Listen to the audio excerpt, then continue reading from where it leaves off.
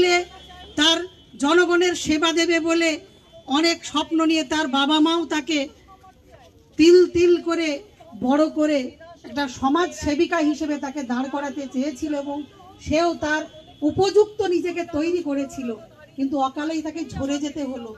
তাহলে আজকে যেভাবে এই ঘটনা ঘটলো তার উপযুক্ত আমরা নিশ্চয়ই বিচার চাইব। সমাজের কাছে আমরা এই প্রশ্ন তুলে দিতে চাই সামাজিক জীব হিসেবে আমরা, এবং বিশেষ করে যে মহিলারা এখানে উপস্থিত হয়েছেন, যে মায়েরা বোনেরা যারা উপস্থিত হয়েছেন, তারা সকলেই নিজেরা জ্বলে উঠুন, সকলেই নিজের অধিকার নিজের মর্যাদা নিয়ে মাথা উঁচু করে জ্বলে উঠুন এবং আপনারা প্রতিবাদে সামিল হন। আপনি ভাবুন, সেই মেয়েটি আপনার বোন, সেই মেয়েটি আপনার নিজের আপনজন। এই প্রশ্ন আমাদের যেন প্রতি মুহূর্তে নিজের জীবনে, নিজের মনে, নিজের পরিবারের মধ্যে সেই ব্যথা যেন প্রতি মুহূর্ত আমাকে আমার বিবেকের কাছে এই প্রশ্ন করে যে এরপরে তোমার কি কর্তব্য আছে।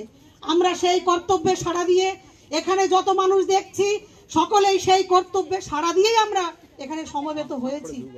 ফলে আমাদের কর্মসূচি কিছুক্ষণ পরেই শুরু হবে এবং সুনির্দিষ্ট কর্মসূচি কিছুক্ষণের মধ্যে এখানে ঘোষণা হবে।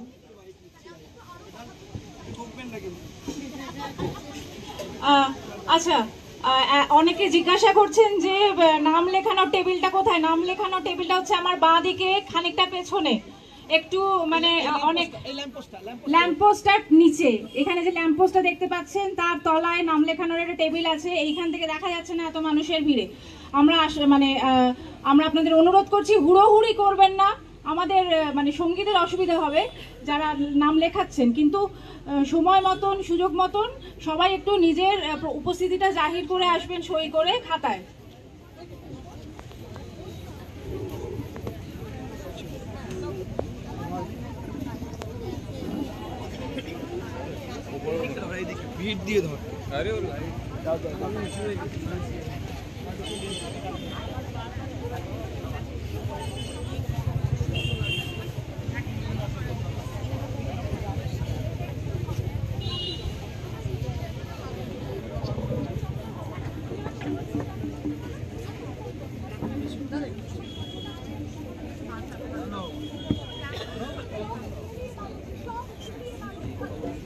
আচ্ছা, আমরা একটা যা কিছু ভেবেছি আমাদের অনুষ্ঠান সূচি হিসেবে, আমরা যেভাবে অনুষ্ঠানটা রান করাতে চাইছি সেটা আমি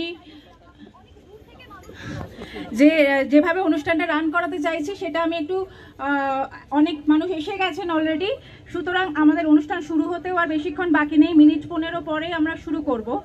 তো সেটা আমরা এখন আপনাদের বলে দিচ্ছি যাতে আপনাদের কমিউনিকেট করতে, রিলেট করতে সুবিধে হয়। প্রথমে আমরা ভাবছি যে 11:30টার সময় আমরা একটা নীরবতা পালন করব 1 মিনিটের। সকলে হুড়োহুড়ি না করে যে জায়গায় আছেন, যে অবস্থায় আছেন সেখানে 1 মিনিট একটু দয়া করে চুপ করে যাবেন। নীরবতা পালন করব আমরা 11:30টার সময়। যে বোনটিকে আমরা হারিয়েছি তার জন্যে আমরা এখানে আমাদের এই মঞ্চে 11:30টায় টাইম রেখেছিলাম। তো আমরা প্রথমে 1 মিনিটের নীরবতা পালন করব। তারপরে আমাদের যেটা করণীয় সেটা হচ্ছে আমাদের যারা আহ্বায়ক তাদের মস্তিষ্ক থেকে যেটুকু বেরিয়েছিল, যা বেরিয়েছিল সেই অনুযায়ী আমরা একটা দাবি সনদ মানে করেছি আর কি, 11 দফা দাবির। তার মানে সেটা না, এটাকে আমরা খসড়া দাবি বলছি, সেটা ফাইনাল কিছু অবশ্যই নয়, কিন্তু আমরা সেইটা আপনাদের সামনে পেশ করব। আপনাদের কাছ থেকে যদি আমরা কনস্ট্রাকটিভ কিছু পাই সেটার জন্য আপনাদের কাছ থেকে আমরা সাজেশনও নেব এবং তারপরে আমরা সেই অনুযায়ী পরবর্তীকালে একটা ফাইনাল দাবি পেশ করব। ঠিক আছে? আমরা এখানে নাগরিকরা জমা হয়েছি, সেই ক্ষেত্রে আবারও বলছি আমাদের বক্তব্যগুলোকে আমরা অরাজনৈতিক এরকম কিছু বলছি না। তো আমরা কনভারসেশনটা যেহেতু স্টেটের সঙ্গে করছি, আমরা কোনো অরাজনৈতিক বক্তব্য রাখছি বলে আমরা মনে করছি না, কিন্তু আমরা কোনো দলের থেকে আসছি না, আমরা নির্দলীয় হিসেবে নিজেদের ক্লেম করছি। আমরা অবশ্যই কাউকে না কাউকে ভোট দিই, কিন্তু আমরা সেখানে আর রাজনৈতিক পরিচয়টা বাদ দিয়ে এখানে এসেছি, এটা কিন্তু মাথায় রাখবেন। আর আমাদের দাবি দাওয়াগুলো সেরকমভাবেই করা হয়েছে।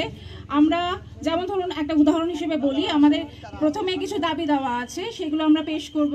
আবার আমাদের কিছু ভবিষ্যৎ কর্মসূচি ভাবা হয়েছে, সেগুলো আমরা আপনাদের সাথে ডিসকাস করার কথা ভাবছি।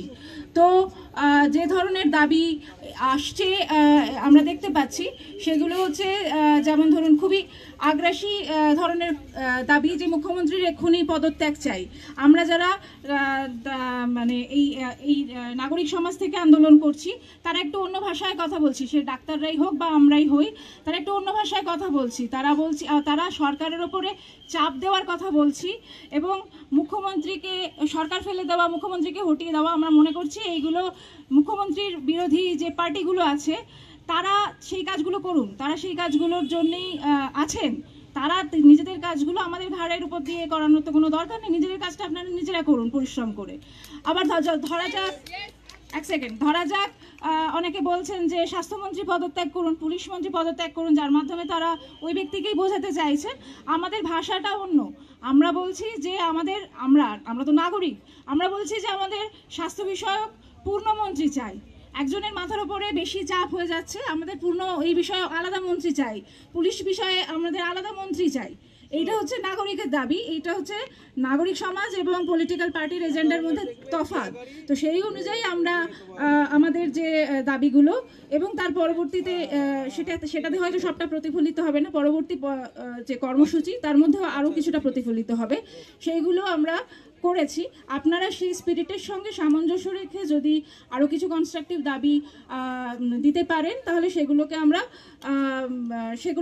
ইনক্লুড করব।